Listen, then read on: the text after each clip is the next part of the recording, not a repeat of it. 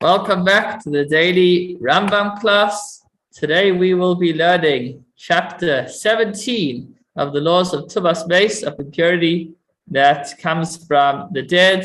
Let's take a look at our slideshow very briefly to see where we're up to. We are up to the 10th volume of the Rambam, Sefer Torah, the book on purity, which has a record-breaking 144 chapters. So we'll be at that for a couple of months with the help of Hashem. Let's see what the topics are. So we have the laws of impurity of the dead, 25 chapters. We're now on chapter 17. So we'll be learning about that for just about another week. And then we'll learn about the paraduba, and then saras, and then other forms of impurity, foods, vessels, and finally we'll conclude with the laws of mikvahs. Let's take a look at today's chapter. Short chapter. Oh, actually, just to have a little bit more of a breakdown of what we're doing at the moment, we're learning Tumas space, impurity of the dead. This next breakdown is not from the Rambam himself. It's from one of the books of the Rambam, which just make it a little easier to see where we're up to. So, we are right now up to chapter 17. So we are discussing oihel, when impurity is transmitted by a canopy. When both the source of the impurity and the person that becomes impure are under the same canopy, then the impurity is transmitted via the canopy, via being under the same house, under the same roof. That's what we've been learning about over the last couple of days. When I joined you on Thursday, we spoke about when there's a window between two rooms and how the impurity could go from one room to the next, and what would qualify to close up that window. Today we'll be learning more about Tumas Oihel. Let us take a look. Okay. Oh, wow. I would have liked to have had diagrams for this one, because it makes it a lot easier, but I don't have it with me on Motzei Shabbos. Apologies for that. So in a projection, maybe we'll draw them as we go along, because there's only, I think, 6 halachas. Yeah, 6 halachas. Okay. When a projection protrudes from the side of an entrance to a home facing downwards, and it is 12 handbreadths or less above the earth, it conveys ritual impurity regardless of how small it is. I'm trying to think how I could show this.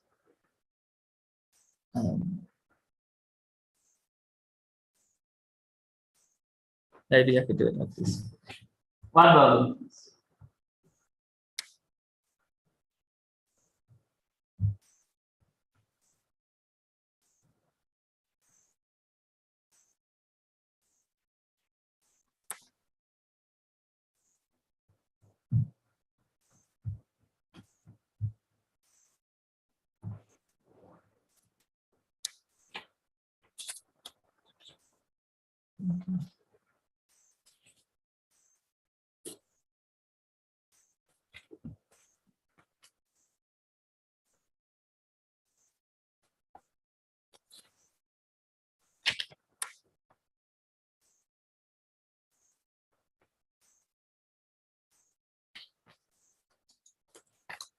So a projection protrudes from the side of an entrance to a home facing downwards, and it's 12 handbreadths. We said a handbreadth is about 8 centimeters. So 12 handbreadths would be about a meter. Yes, it'd be about a meter high or less from the ground, and it's pointed downwards. It conveys ritual impurity regardless of how small it is. Even if it's super narrow, even if it's literally just like a nail, if it's that close to the ground and it's pointed downwards, it conveys ritual impurity. It is clear that such a conveyance of impurity is merely a rabbinic ordinance. Similarly, any analogous instance when impurity is conveyed by something that is not a sturdy oil is only a rabbinic ordinance.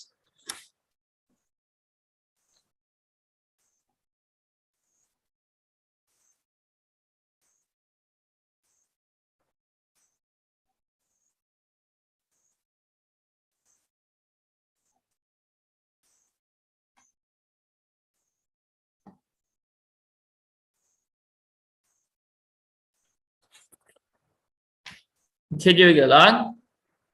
Projections that are more than 12 handbreadths high or which face upwards, and similarly the crowns and the ornaments, embellishments that project from a structure, do not convey impurity unless they are a handbreadth by a handbreadth in area. So this is specifically about a hook that is within about a meter from the ground, pointed downwards. Any other type of projection, if it's less than approximately 8 centimeters by 8 centimeters, or just 8 centimeters, I should say, by 8 centimeters across and out, then it wouldn't convey or contract impurity.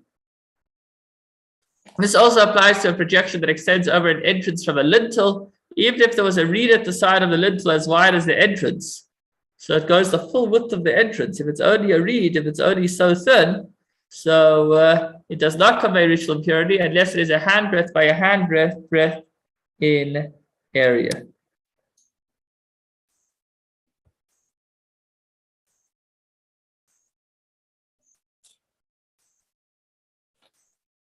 When a projection surrounds an entire building and encompasses a handbreadth at the entrance to the house, it conveys ritual impurity. Even though, once it has a handbreadth by the entrance, so then it will allow the impurity to go in. If it encompasses less than a handbreadth at the entrance of the house, so there's impurity in the house, kalim under it are impure.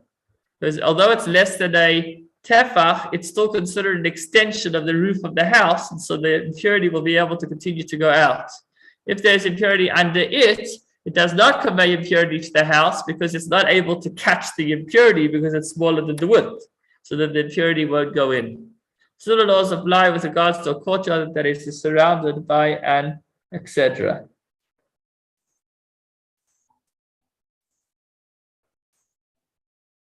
So here's some scenarios. I don't know if you'll be able to see this. We'll try it out though. We have over here.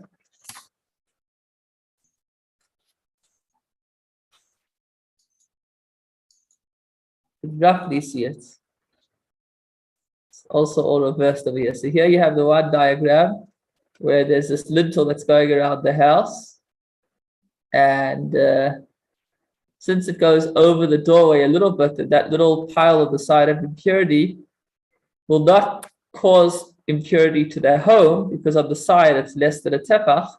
But if there is impurity in their house, then the person standing there will become impure because it extends it outwards. And the second scenario is the exedra, which is somewhat like a courtyard that again has that lintel going around on the inside. Obviously, this is just one way of drawing it. These drawings are not from the Rambam himself. Halacha number 3. When a window serves a functional purpose and a projection protrudes across the entire window, even if it was only as wide as a thumb breadth, it conveys ritual impurity. This applies provided it is 2 finger breadths or less above the window. If it is more than 2 finger breadths higher than the window, it does not convey ritual impurity unless it is a handbreadth wide. When there is a projection over a window that is made for light, it conveys ritual impurity regardless of its size and regardless of its height. So let's break this down a little bit. So you have a window, and on top of the window, you have a projection, something that covers over, somewhat like an awning, but it's much less than an awning. It's only a thumb breadth wide. So if it's right by the window, immediately above the window, then it is still able to convey ritual impurity. If it's any higher, then it's already insignificant, and then you need a full tefach wide. If there's something that's a projection that's there for light, then again, it will convey ritual impurity because I guess, again, it's considered a part of the home. I think that's the reason. Okay, I think that's pretty clear. Hopefully you could visualize that pretty easily. When there is a structure that protrudes in front of a window, upon which a person looking out from the window leans while looking. So it's kind of like a windowsill that's sticking out. It does not convey ritual impurity. If it has a projection over it, we consider the structure as if it does not exist and the projection above it conveys ritual impurity. So if it's below the window, it does not convey. Not only that, it won't get in the way of a projection that's above the window.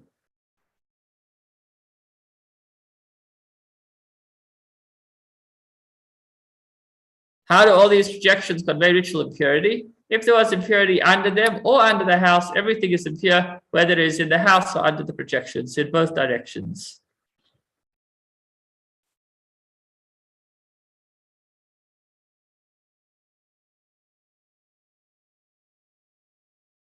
Okay, so the simple reason why the projection under the window, why the window sill is not going to spread impurity, is because it's not the canopy, it's already below the person, it's not above the person. So it's not, therefore it has no reason to spread it, as opposed to what's on top of it. Moving along. When there are two projections, one on top of the other,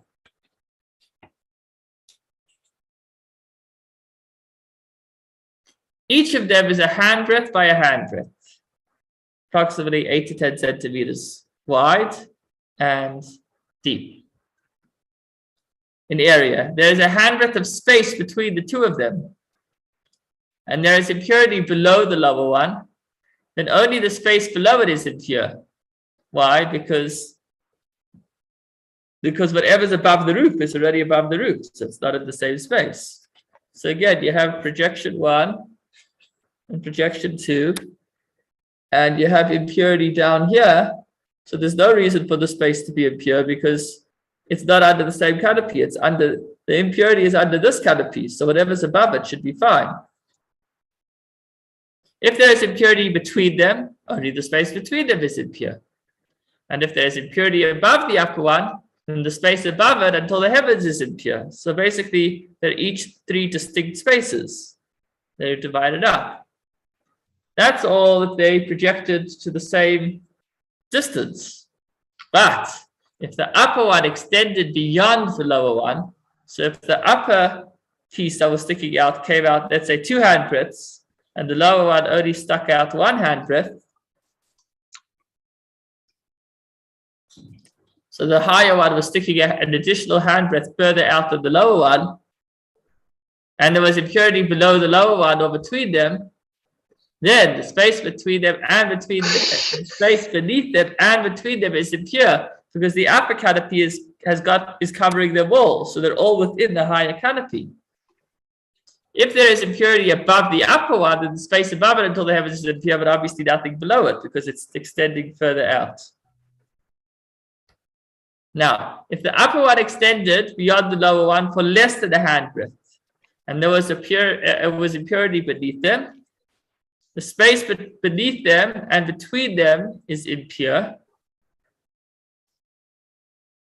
If the impurity was between them, again, so if it was beneath them,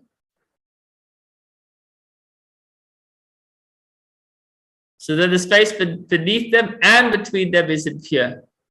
If the impurity was between them or under only the extra portion of the upper projection, then the space between them and under the extra portion is impure, but the space below the lower projection is pure. So as long as you're underneath, then the fact that the top one extends further out causes everything below to become impure. But if you're between the two,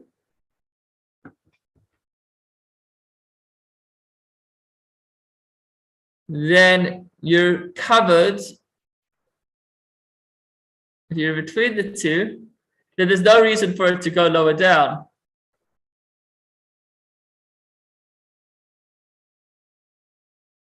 Because the higher one wasn't projecting a full tefach, a full handbreadth.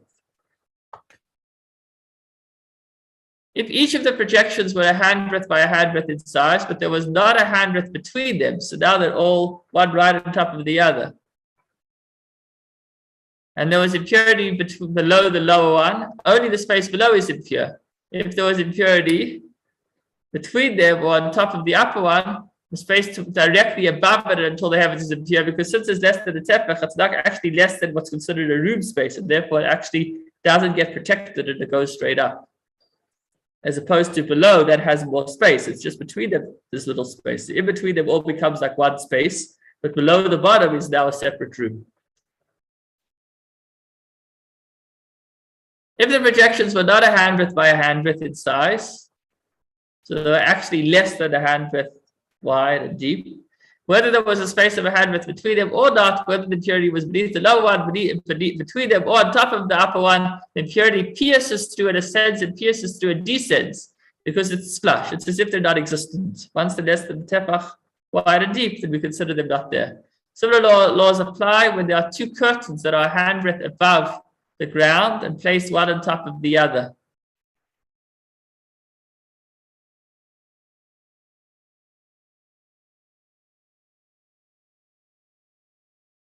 What's the idea of curtains?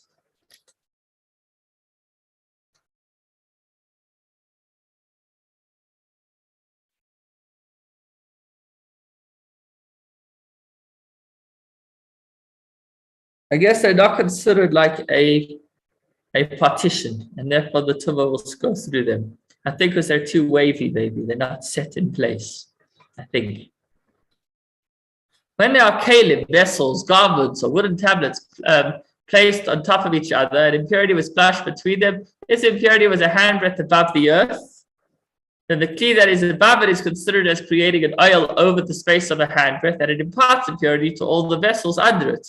If there were stone tablets, even if they were 1,000 cubits above the ground, the impurity pierces through and ascends and pierces through and descends because they are considered as earth, not considered as partition. So this halacha daled says sometimes the barrier is not an effective barrier for stopping impurity from spreading or from spreading impurity. I must apologize. My Thursday is my main class, but I get to put a lot of prep into it.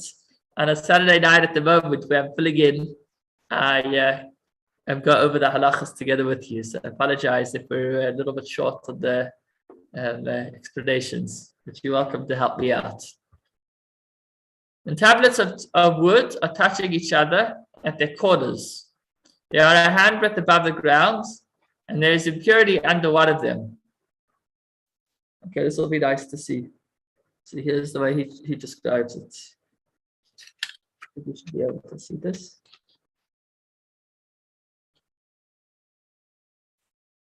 It's a little tricky over here because everything's in reverse. You see that where that finger is? You have two squares that are touching at their corners. If they were side by side, then it would be one roof that's extended. But they're actually touching in the very corners. So now the question is, does impurity extend from the one to the other? Okay. They are a handbreadth above the ground, and there is impurity under one of them. So the vessels which are under the second are pure, because it is not touching the other one over the space of a handbreadth. So since they're touching just in the very corners, there isn't a transmission. There isn't enough of a conduit for the impurity to move from the one space to the other. The person who touches the second tablet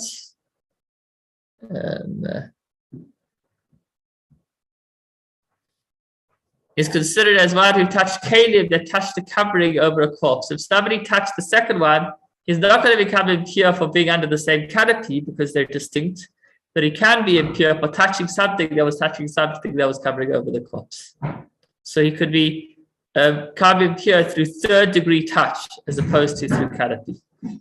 Different rules apply by contrast with regards to all those kalim, all those vessels, which we said convey ritual impurity and do not intervene at the base of it. So we said certain vessels, it's a one-way street. They're able to contract impurity or to spread impurity, and they're not able to stand in the way of it from spreading. A regular roof is able to extend impurity to everything under the roof, but at the same time will stop the impurity from going above it. But here we said there's certain vessels that are both able to extend and not stop it.